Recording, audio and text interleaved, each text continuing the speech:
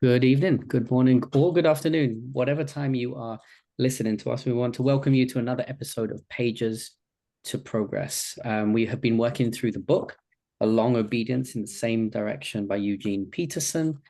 You can click the link in the description and it will take you to where that book is, and you can buy it and follow along on the journey. We've reached chapter 14.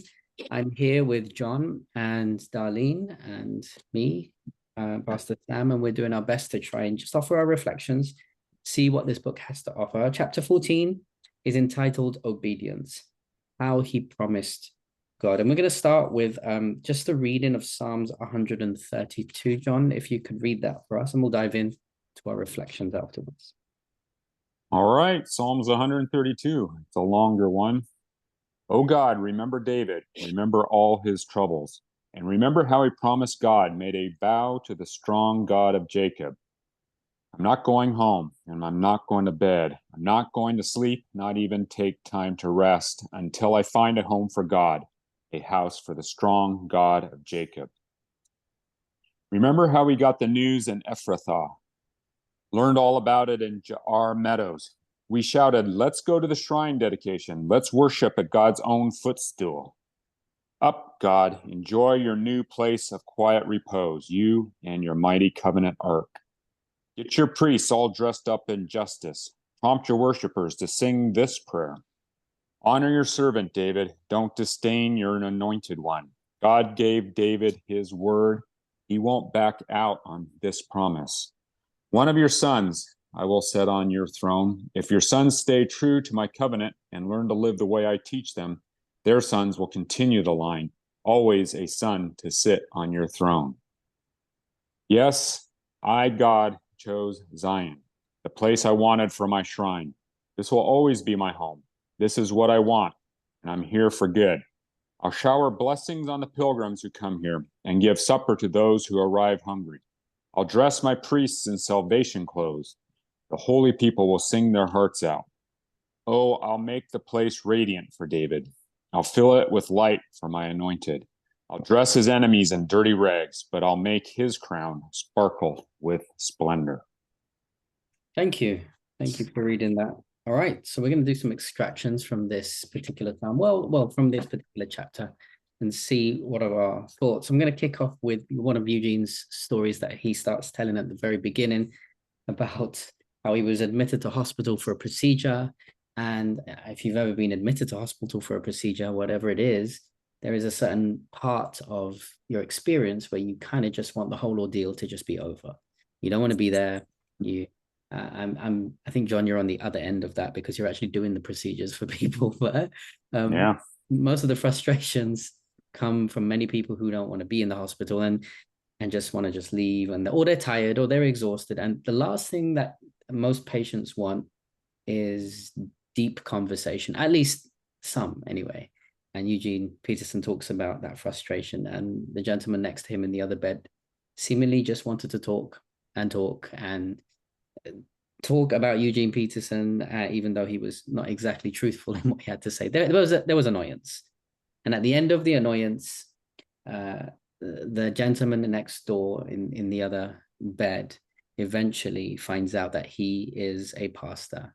And the minute that he finds out he's a pastor, he jumps into a mode where he requests for prayer.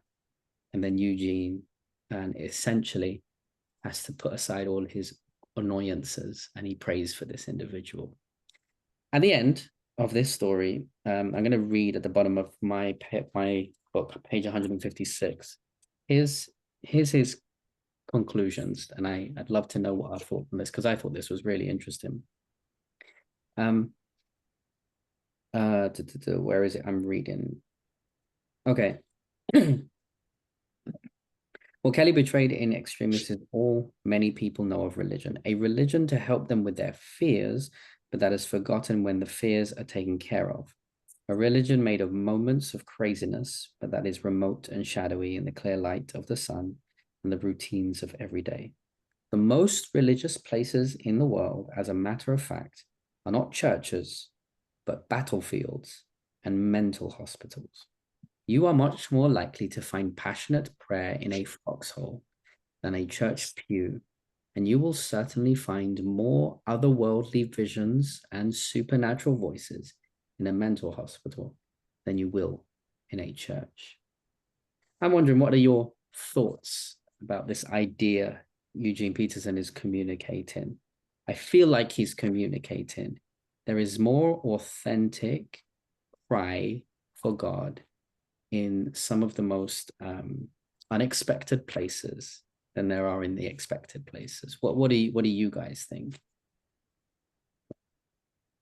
Well, I think truly the battlefield is going to be possibly more authentic, but I think the mental hospital is likely to be less authentic. I mean, no offense, Hmm. but I Why think he's so? dealing I'm going with to push two back. extremes. He's dealing with two extremes, I Sure, think. but I'm asking you why so? Why would you suggest less likely in a mental hospital? I think, well, my interpretation of what we read, and I think he elaborates a little bit later on, is that in the mental hospital, often it's slightly more delusional Hmm. than based on facts and mentally having your feet on the ground. He talks a lot about having your feet on the ground, but then also getting off the ground. And that's how I interpreted it. Hmm. Do But you I mean, God can work through anyone. So I did certainly you reserve the right to be wrong. do you agree with that? Because I know that you work with some challenging people every now and again. Do you tend to agree with that idea or have a different view? Well, I mean, I suppose, I think both situation is out of desperation. Hmm. I True. don't quite think that it's out of a relationship that has been built up to that point. Maybe for some people, yes, absolutely, right? We don't know that, but for someone who on a daily basis doesn't is not a follower of Christ, and they get into this desperate situation, they're calling for help to God. And I think it's natural for us to call out to God, because even though we may not believe in him, but I think that all of us would like to think that there is this super being who in a moment of notice will come to our rescue whenever we ask for it. So I think it's very natural for us to call out. But I don't necessarily think authentic as in it's true it's not out of relationship with the knowing who God is truly for personal level, at a personal level. Do you need relationship in order to try and verify authenticity? I'm not sure if this person is trying to verify authenticity here, but no, the answer is, I think no, not always, no. But if we're talking about this particular situation, Sure. I don't think they're even in a place of trying to figure out if this is authentic or if this Mm-hmm. God is. But it's just, I think it's just completely out of desperation, I think. And if it finds a God, if this person finds God after that, that's all good.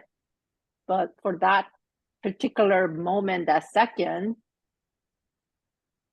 But I Yeah, think, go on. I think I agree with what Dee says.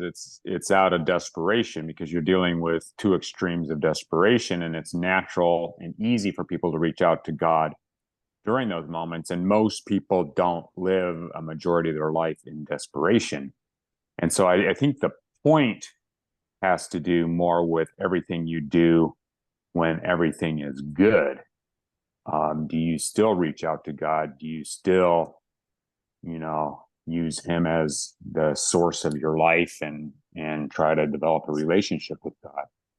Because even the story he's talking about, this patient, it was a lot more exciting for the patient when he thought that Eugene had been a prize fighter with a broken nose, and he finds out he's a pastor, and it kind of just deflates. It's the next morning when the guy's lined up for surgery that he gets desperate Yeah. and remembers that he's a pastor and says, "Pray for me."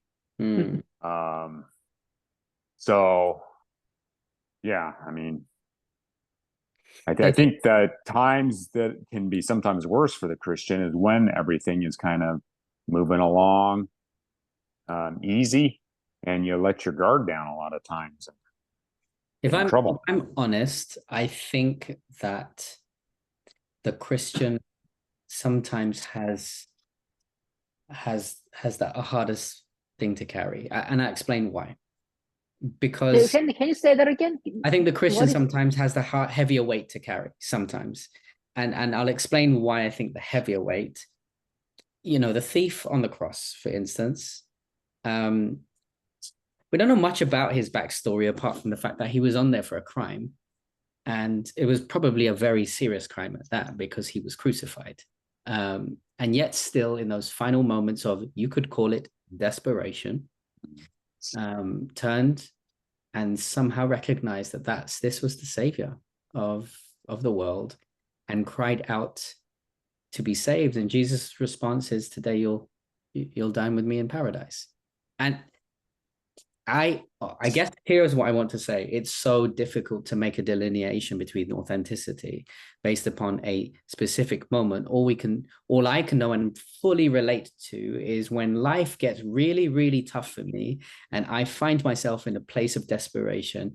Oh, you bet your bottom dollar I'm down on my knees. The problem is I have context as a Christian because I know him to be true and have a relationship with him. So therefore, my relationship, my authenticity is questioned more because I am up and down in the way that I call out to God or don't call out to God, depending on how good or bad my situation is. I feel like there is slightly a bit more stability when you're sitting next to someone on a plane and they're scared of turbulence or it's coming down, and suddenly the atheist next to you cries out, "Oh my God," but not as in an expletive, but they call out "oh my God" as in really they are calling "oh my God." Somehow there is deep authenticity with that. Let me say this. Page 157 at the bottom, he says this: we want a Christian faith that has stability but is not petrified, that has vision but is not hallucinatory. And I think that really scratches the itch on the kind of faith that I want to have with God.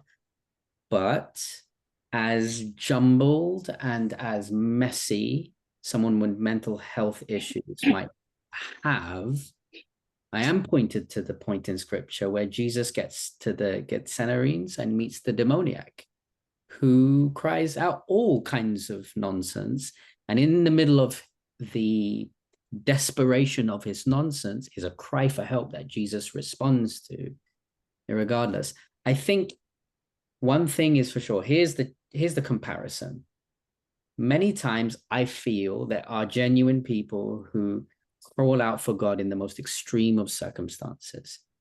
That is compared to the life and breath of an individual who is a Christian who goes to church on a regular basis and doesn't quite call out to God with the same level of urgency as someone on the outside. Am I making sense? No, sure. Yeah. So I I mean, think, that makes sense. yeah. Why are you John's laughing? not convincing me, he's sure. The way he said it. I'm not. Well, I think there's this attitude. So use the thief on the cross as an example. Mm-hmm. And I think we all stand there and look at the thief on the cross and we say, God, what gives?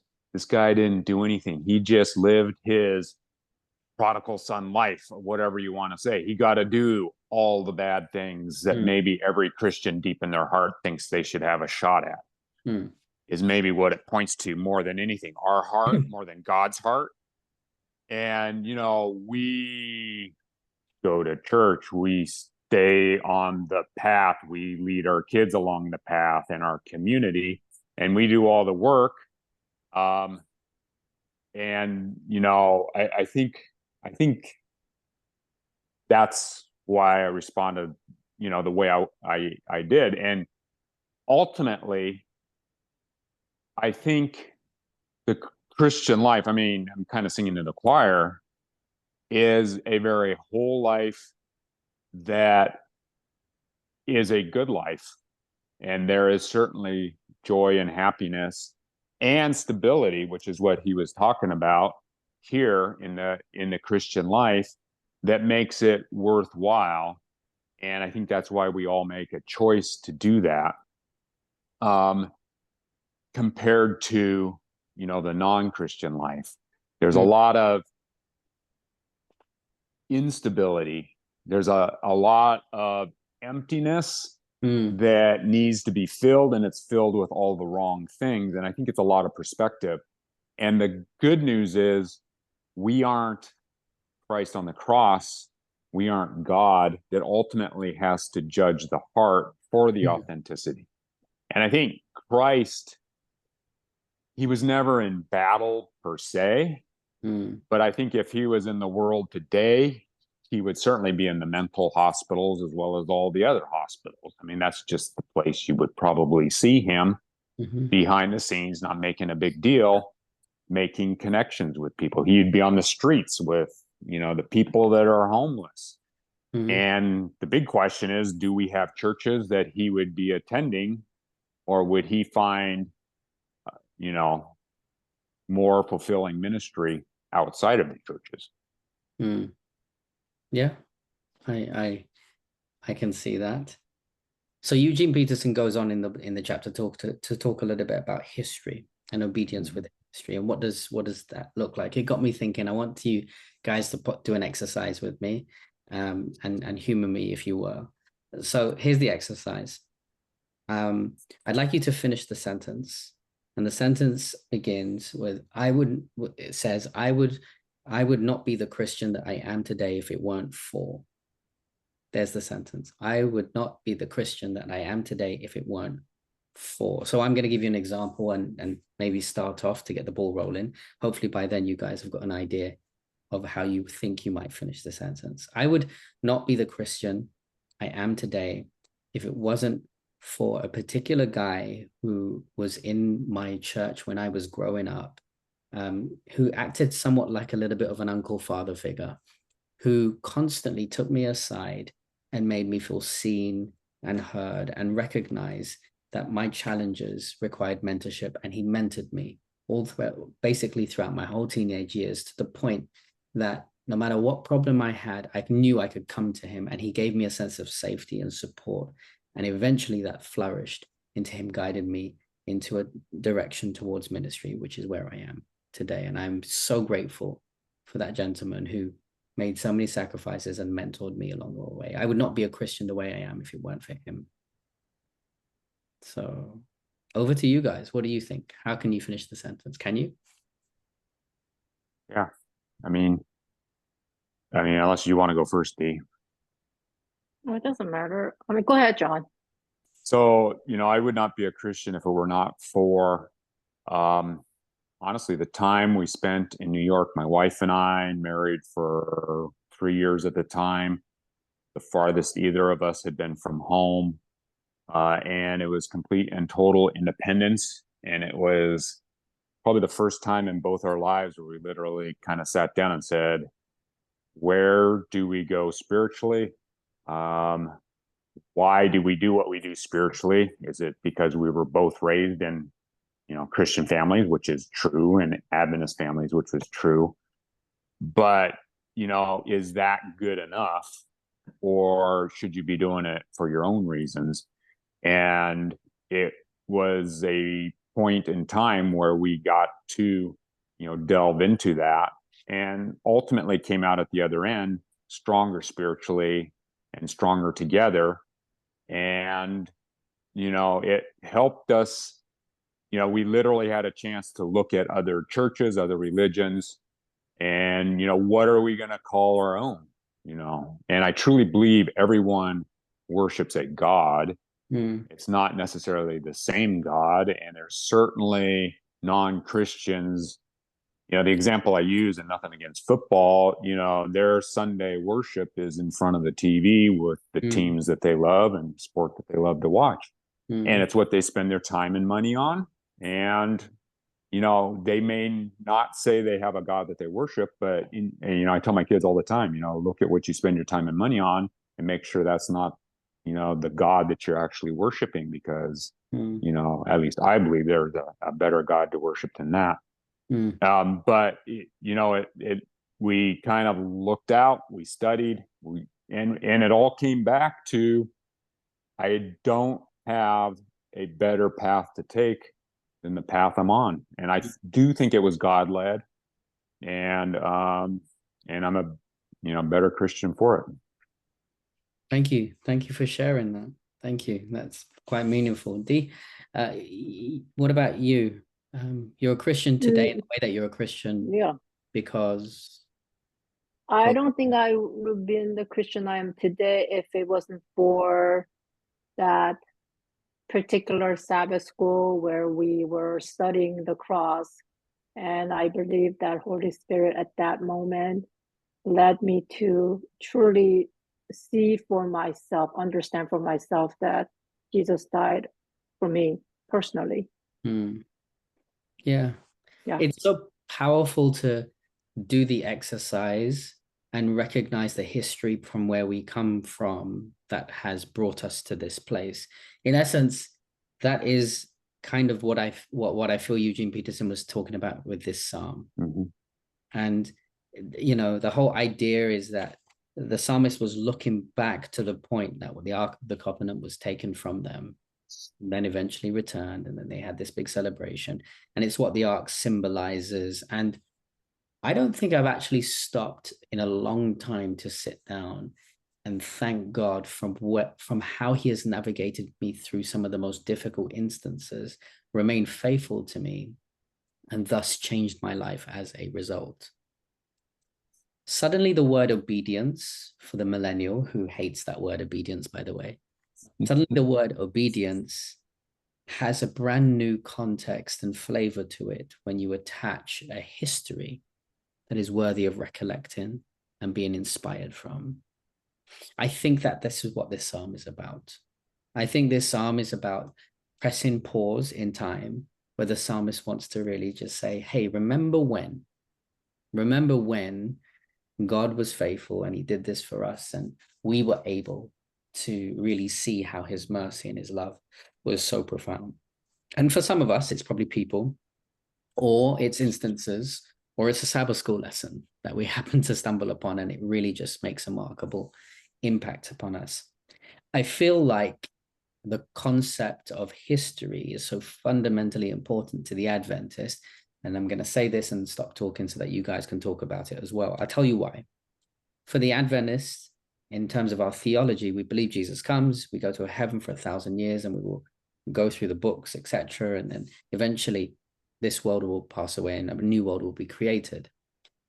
One of the fundamental bases of being an Adventist is I don't think our memories will be ever wiped away about all the heartaches and the problems that we've experienced in a life world full of sin. So the question then comes back, will we ever fall into sin? And to me, it's a twofold answer.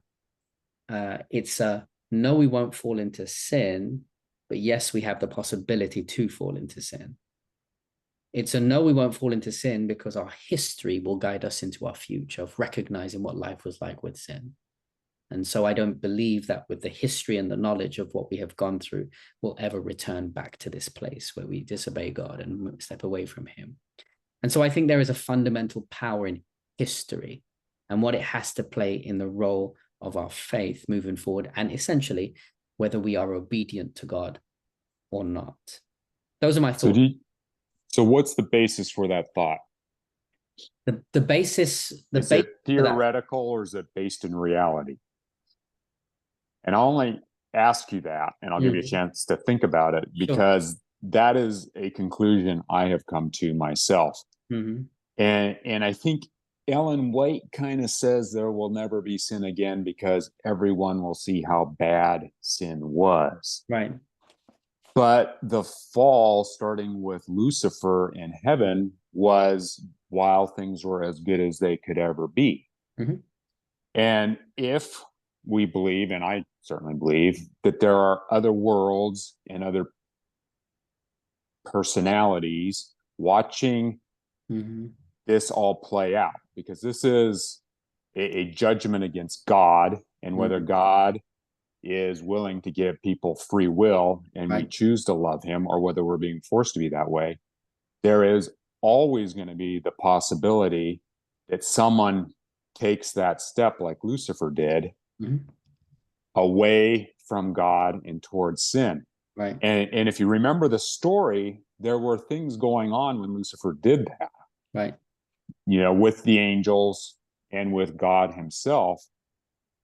But I think what ultimately happens, and that's why I asked you, because this is all theoretical for me, and I think what ultimately happens is we become ambassadors from a world of sin. And I agree, I don't think our memories are erased. I think we are all healed Mm-hmm. and better people for it. But I think ultimately we are ambassadors for God to everyone else, that he is a God that is a God of free will, and that we do love him because he's also a God of love and we aren't forced into that. And Mm. so we will be people that are able to step in when that wasn't possible before with Lucifer. Just Right. my theory. No, And thank you. again, that's Thank you for just a sharing that. theory, and I wished I had some more biblical basis for it because I really Yeah. don't. Yeah, and I'm quite similar with you. I wish I had a little bit more than that. A lot of it is theoretical, but here's where I come from in the respect to understanding the justice of God. The quest of the Bible is really focused on trying to pronounce God as righteous and justified. And for all for the entire history, the enemy Satan has been trying to denounce that. And when we Mm-hmm. essentially go to heaven for the 1,000 years and the books have opened, I see that as a process of us judging God and all his decisions and Right. seeing, oh, this is why John didn't make it. And this is why Darlene did make it. I don't pronounce that upon upon you, John, don't worry. But the books are open not necessarily to judge John. The books are open to necessarily judge whether Jesus was justified in his decision of mercy and love. And through that process, I agree, there has to be a living testament of a group of people who are the living epitome of God's justice. That despite the fact there was a flaw that took place because of humanity's decision, God pronounced grace upon that humanity. And that echoes as, if you want, the remnant of all the worlds that will speak to the rest of the worlds of what it's like to step away from God. That's my honest answer of Mm-hmm. how I see it playing out. And the biblical justification is just to express the living embodiment of God's justice and mercy. And that's why I think history is so crucial in the role of obedience for a faithful Christian. Because without it, we become our own enemies.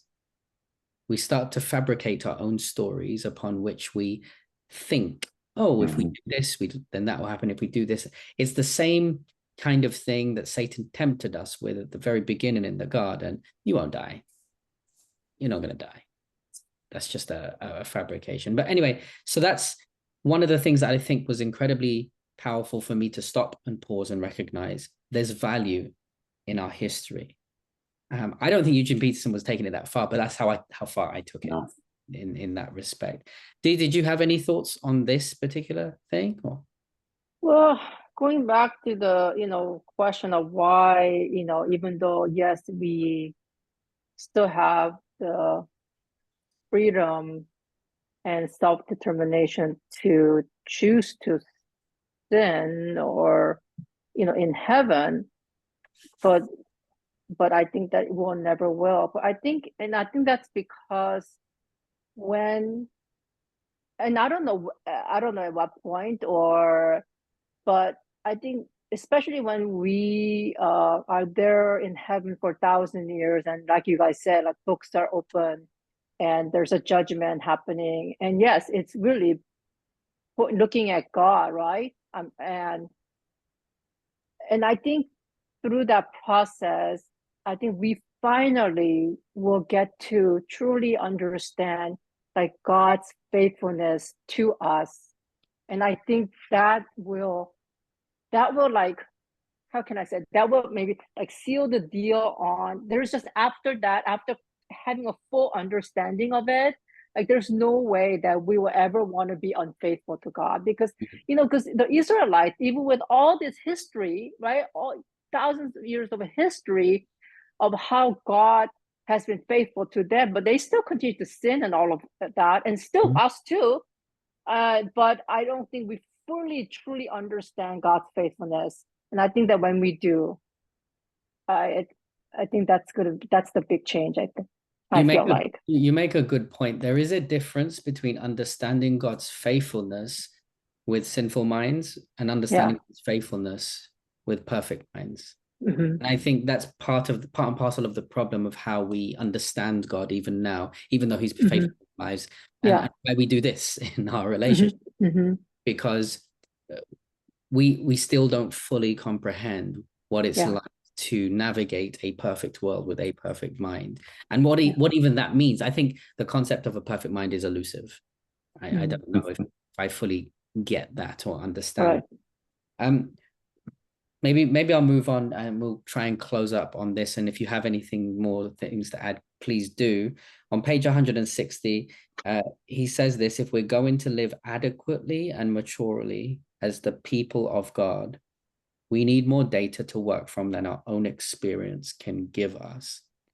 I think one of the great things about trying to understand why obedience is such a huge merit in our lives, we're not just talking about the history of our own lives. Like my ability or my courage and desire to obey God is not determined on my own story. It's determined on the story of humanity as a large and as a process. Like it's the sitting down and it's the listening to what Dee had to go through in order to get to it, what John had to go through to get. It's what all of us had to go through, and that is such a cumulative story that helps me position my faith. It's why we have the stories of the Bible, because these are human experiences that we all relate to. We might laugh at some of the stories that we read in the Bible and how could the Israelites be so stupid? But if we dig deep enough, we probably can relate. And I think that the cumulative story is something that we get to carry forever. I've mentioned this before. There's an old hymn where it talks about the redeemed will walk into heaven singing a redemption song, and angels will fold their wings because they've never known the joys that salvation brings. They'll never understand what it truly is to live and be like this. We will sit around, I don't know if this is correct, we will sit around heavenly campfires and we will tell the stories of what it was like to be on earth in this space at this time in this way. And we will recount how God has been faithful to us in spite of all of our actions, in spite of all of the bad things that we got up to and the disobedience, etc., etc., etc. So to me, this chapter offered context to why I should obey God. And it was so much more than just do as I say. It was a why behind that was fundamentally powerful to me. Did you guys have anything else to offer from this? No, I mean, when I initially started the chapter, I thought, that obeying so much, when we talk about obeying so much of the time, we go straight to the 10 Commandments, and then, love your neighbor as yourself, and then, love God. But it was like you say, it put context into why we should obey more than it was a discourse on how we should obey. And I think it was an interesting perspective and very relevant. Yeah, definitely. Dee, any final thoughts? No, I was just thinking about how Adam and Eve in heaven, right? God told them not to eat certain fruit, not to go near, certain tree but they disobeyed, right? They disobeyed. So I mean, that disobedience happened even before, like the Satan came in the form of a snake or serpent and offered the apple, right? Mm-hmm. I mean, am I understanding that correctly or no? Well, so everything happened in heaven where Satan essentially rebelled against God and then was thrown down. Yeah. But I'm talking about like Adam and Eve, you know, so when they did picked fruit, I'm asking, I'm asking, did their disobedience begin at the right at where she ate the apple, or did it I believe it started occur? at the conception of actually making the decision, we're going to do this. That's my perspective. So if that's the case, do you have what's the problem that you are wrestling with, if that's the case, or if you disagree? If it started with the picking of the fruit or it started with the conception, what's the concern? No.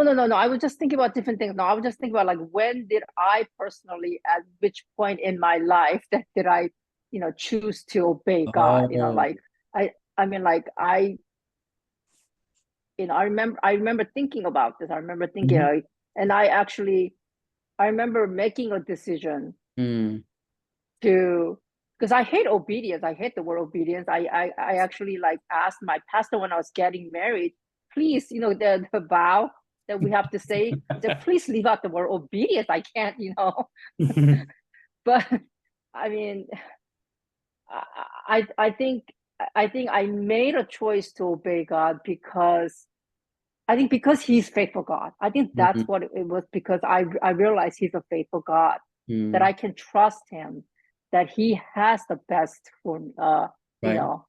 In mind for me.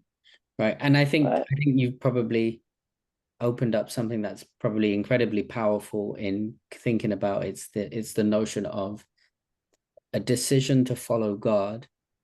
The action is only the summary of the decision that you have chosen to follow God. Like once you make the decision, you start walking in a particular direction. It's not the destination that proves that you're obedience. Yeah, so I think where I was going with this, Pastor Sam, actually is I think when we're finally in heaven, I think the word obedience will disappear. I don't see a need for it. Like, okay. You know what I mean? No, I understand what you mean. I understand. Yeah. And all I can say is I don't know. Maybe it's a I hang up don't on the know. word obedience. Maybe it's a hang up on the word obedience. But whatever it is, the notion of sticking with God will be so secure because of what we know. Yeah, it's finally being completely faithful to him, right, as he has been to us, I think. Right. And that's essentially what this is. This is about being faithful, but knowing why we are faithful as a result of it. I think that's probably a good point to end our discussion there. We want to thank you for joining us on this journey of Pages to Progress. And I hope you know that when we go through these processes and have these conversations, it's good that we don't always know the answers, because we're trying to work through them ourselves and we're asking for the Spirit to guide us. And sometimes we leave with more questions than answers, and that's good. And that's okay. That's healthy. And we're still working through that. But we want to thank you for being on the journey with us. We want to thank you for tuning in. We invite you to the next chapter as we move on, which is what? Chapter 15, Community. All right. We're looking forward to that. But for now, this is myself, Pastor Sam. This is Dee. And this is John, wishing you a good evening, morning, afternoon, what time you're watching. God bless. Take care. Bye-bye.